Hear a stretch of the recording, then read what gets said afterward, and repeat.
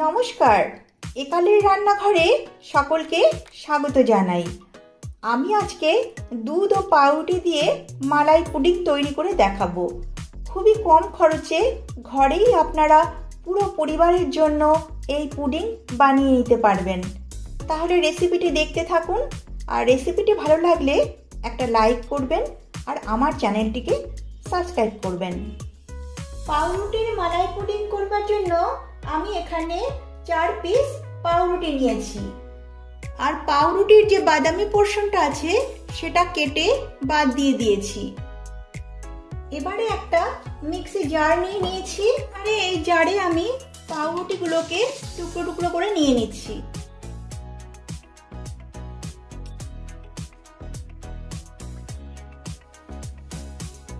পাউরুটিগুলোকে টুকরো টুকরো করে নিয়েছি। এবারে এতে দিয়ে দিচ্ছি 1 কাপ লিকুইড দুধ। এই দুধ আর পাউরুটিগুলোকে ভালো করে ব্লেন্ড করে নেব।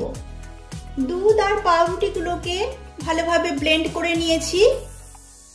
এবারে একটা প্যান নিয়ে নিয়েছি এবং এতে আমি দুধ আর পাউরুটির মিশ্রণটা নিয়ে নিচ্ছি।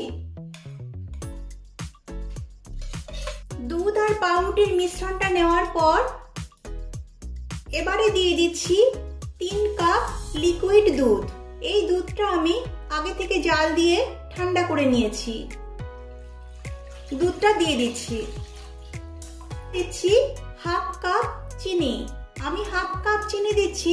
আপনারা যে যেমন মিষ্টি পছন্দ করেন সেটা বুঝে চিনি দেবেন।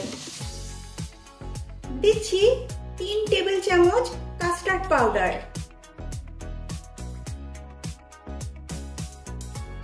কাস্টার্ড পাউডার দিলে পুডিং এর একটা সুন্দর কালার আসবে আর দুধটাও তাড়াতাড়ি ঘন হয়ে যাবে।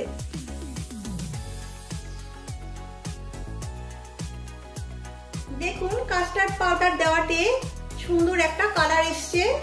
দিচ্ছি 2 টেবিল চামচ গুঁড়ো দুধ।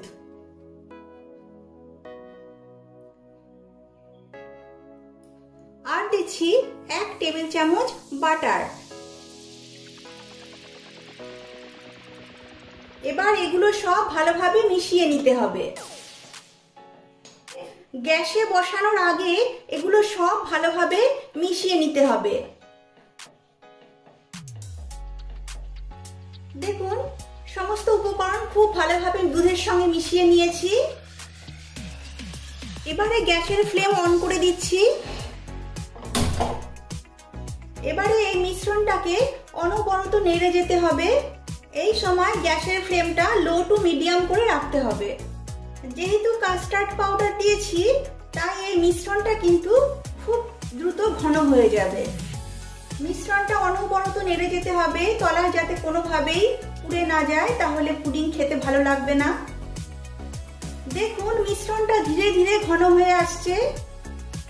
এই সময় কিন্তু নাড়াচাড়া একদম বন্ধ করা যাবে না। দেখুন কাস্টার্ড পাউডার দেওয়াতে পুডিং এর একটা সুন্দর কালার এসেছে।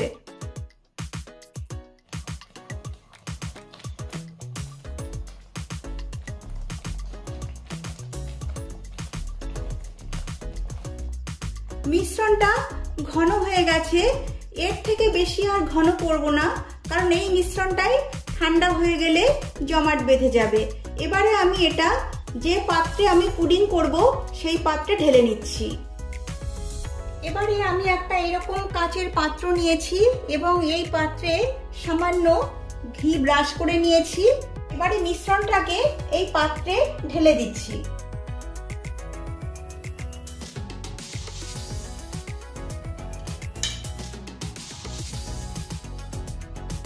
এবারে হালকা একটু ট্যাপ করে দিচ্ছি যাতে চারিদিকে খুব সুন্দরভাবে ছড়িয়ে যায়। আর এর ওপরে কিছু ড্রাই ফ্রুটস দিচ্ছি, কিছু কাঠবাদাম ওপরে ছড়িয়ে দিচ্ছি, আর দিচ্ছি পেস্তা বাদাম। আমি কাঠবাদাম আর পেস্তা বাদাম দিয়ে গার্নিশ করে দিচ্ছি।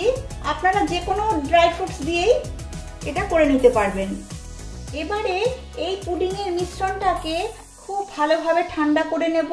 তারপর নর্মাল ফ্রিজে 3 ঘন্টা রেখে 3 ঘন্টা পর আবার ফিরে আসছি। 3 ঘন্টা পর আমি পুডিংয়ের এই পাত্রটা ফ্রিজ থেকে বার করে এনেছি। এবারে আমি কেটে দেখাচ্ছি পুডিংটা কেমন হয়েছে।